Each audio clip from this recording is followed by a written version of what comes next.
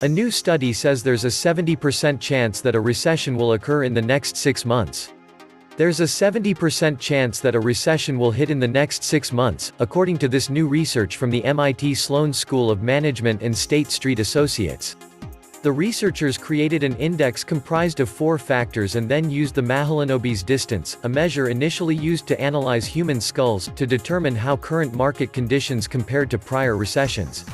The global economy is already in the worst distress that we have seen since 2008, and it appears that the global slowdown is actually picking up pace as we have entered 2020. Banks create money from loans.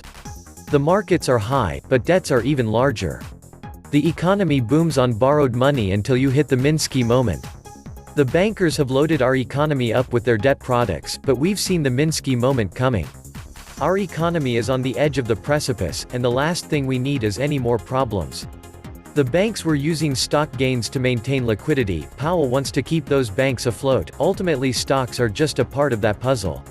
I am still of the belief the economy was toast in 2008. The last 11 years as a form of life support. Pulling the plug is the decision that's faced today. Trillions in debt to squeeze out a miserable 1.8% GDP growth. The juice ain't worth the squeeze. The U.S. Manufacturing Weekly Hours Index has been plunging since mid-2019, now at some 40.40. And along comes the coronavirus. China did what everyone else did, but saw that their economy had filled up with the bankers' debt products before it crashed. China claiming everything is under control is ludicrous. The official numbers from China have said that the virus growth rate for the past 10 or so days has been linear, at approximately 3,000 to 4,000 cases per day. This has nothing to do with the growth rate of the virus and everything to do with test kit availability and the fact the testing labs are running at maximum capacity. If it's growing faster than they can test for it, it's out of control. In the last 24 hours, according to the World Health Organization, we had the most cases in a single day. The primary concern is not as much for the dead and dying, as it is for the millions of people not working, not out shopping and not traveling. Kind of cold-hearted but true. China is clearly lying about this virus. They'd never shave a few points of their GDP for the flu. 400 million people are now under lockdown. That's more than the entire population of the US. Locked it down, people can't produce or consume. Let's say 25% of the 400 million under lockdown are working age. That's 100 million people not going to work. China is an export and construction-based economy with a mountain of debt. Regional Chinese banks were already collapsing pre-virus. China is now on the precipice. On top of its domestic problems, China has a big problem with its other largest trade partner. The EU is China's largest trading partner, and China is the EU's second largest trade partner after the United States. However, the EU continues to slow down, as EU growth slowed to just plus 0.1%. France's economy contracts by 0.1% in the last quarter. Italy is shrinking by 0.3%. German industrial production fell for the 5th time in the last 7 months. According to the OECD, the German economy is expected to grow by 0.4% in 2020 and 0.9% in 2021. German factory orders contracted 2.1% month-on-month. I cannot see a pathway towards China reaching even recently reduced economic growth estimates for this year. I am stunned that any growth at all is predicted. There will be macro lessons aplenty about how rolling debt, supply chain disruptions, and severe drops in demand for commodities all interact globally. This thing will explode worldwide when you think it's over. Coronavirus will succeed in destroying China and the global economy. This whole event is quite fortuitous for Trump and the US. The realization of just how vulnerable Chinese supply lines are, coupled with the poor quality and theft of IP, will cause everyone left there to leave. China's January trade data, due to be released today, will be delayed until next month. The long-awaited black swan is here. When these clowns realize they can't convince us that we are heading toward imminent recession, they will instead assert that we are actually in a recession. Mark my words. That's how desperate these mental patients have become. We are moving towards an economic Armageddon that will shake the world to its core. This observation is based on the fact the numbers simply don't work. Call it a multi-generational realignment if you wish, but in reality, it is the recognition that our path was an unsustainable illusion. The situation has become dire, and the numbers do not work. Borrowing money to pay the interest on past debt and negative interest rates merely is not a prescription that leads to economic nirvana and bliss. Welcome to the Atlantis Report. Since 2008, China has been growing by adding more and more debt, but they can't do that anymore as they have seen the Minsky moment on the horizon. The last thing they needed was the coronavirus.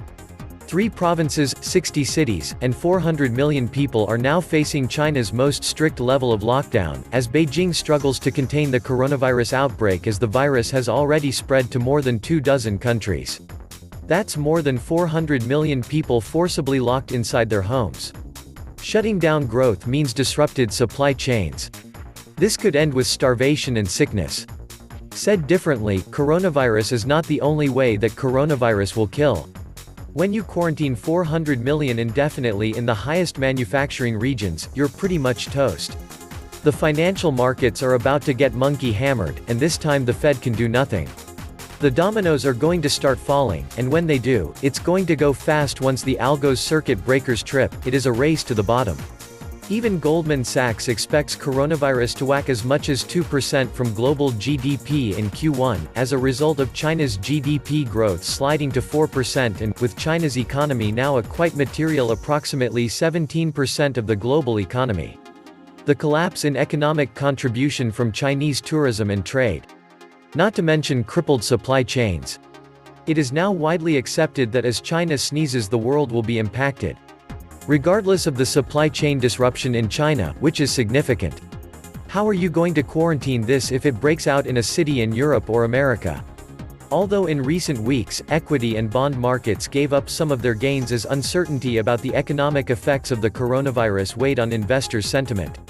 The markets are still high, but debts are even higher. The banks are now getting direct injections on a daily basis via Fed repos. These idiots are printing billions a day, and it's going straight into the indexes. Powell has the balls even to say this when he and the rest of his whores are the ones jacking the markets. Since September 17, 2019, the New York Fed, with full awareness from Chairman Powell, has funneled more than $6.6 trillion in revolving loans to the trading houses of Wall Street with no vote in Congress and no disclosures as to what firms are receiving this money and why.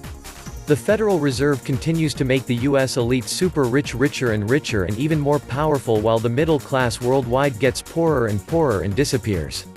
The scheme, or better known as the Ponzi scheme. The U.S. elite super rich is delighted with the Federal Reserve. Jamie Dimon knows exactly what he wants.